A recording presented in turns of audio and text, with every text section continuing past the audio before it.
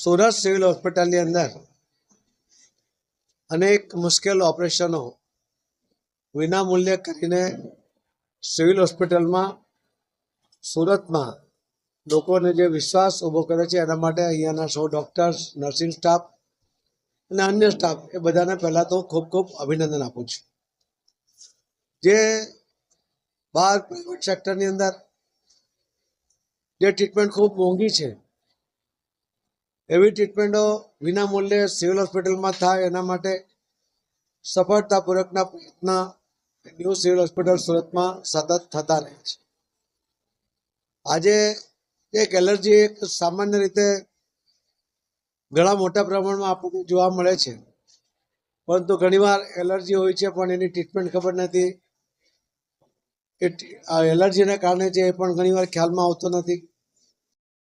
ત્યારે સિવિલ હોસ્પિટલે આજે પહેલ કરીને આવા એલર્જીના નિદાન માટે અને ઇમ્યુનિટી ટ્રીટમેન્ટ માટે એમણે આજે સિવિલ હોસ્પિટલની અંદર આ વિભાગ ચાલુ કર્યો છે.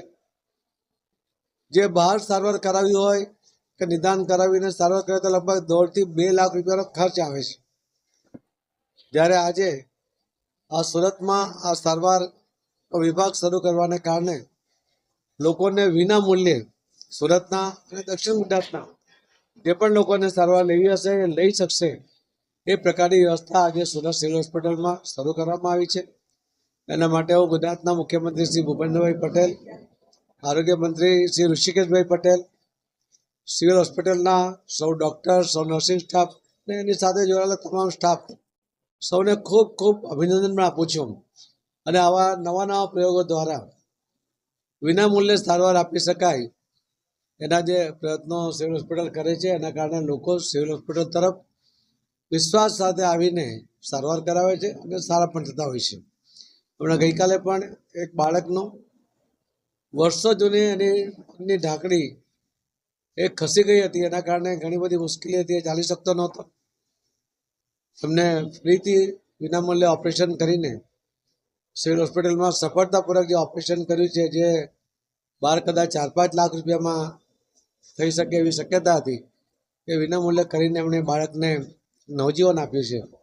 આવા અનેક કેસો ઘણીવાર આપણને માહિતી મળે છે કે છાપામાં વાંચીએ છીએ ત્યારે ડૉક્ટરો પ્રત્યે, નર્સિંગ સ્ટાફ માટે અને સૌ સ્ટાફ માટે એક અલગ પ્રકારની અનુભૂતિ થાય છે કે ડૉક્ટરો જે સમર્પિત સેવા કરતા હોય છે એનું જીવંત ઉદાહરણ એ ન્યૂ સિવિલ હોસ્પિટલ સુરતમાં આપણને જોવા મળે છે. ફરીથી હું આપના માધ્યમથી દક્ષિણ ગુજરાતના તમામ લોકોને વિનંતી કરીશ કે આપને એલર્જીની આવી કોઈ પણ સમસ્યા હોય તો આપ અહીંયા નિદાન કરાવી શકો છો અને વિનામૂલ્યે ટ્રીટમેન્ટ પણ કરાવી શકો છો. તો એનો લાભ તમે ન્યૂ સિવિલ હોસ્પિટલમાં લો એ મારી આપ સૌને વિનંતી પણ છે. અને ફરીથી ડૉક્ટરના આભાર સાથે મારી વાતને વિરામ આપું છું. ધન્યવાદ.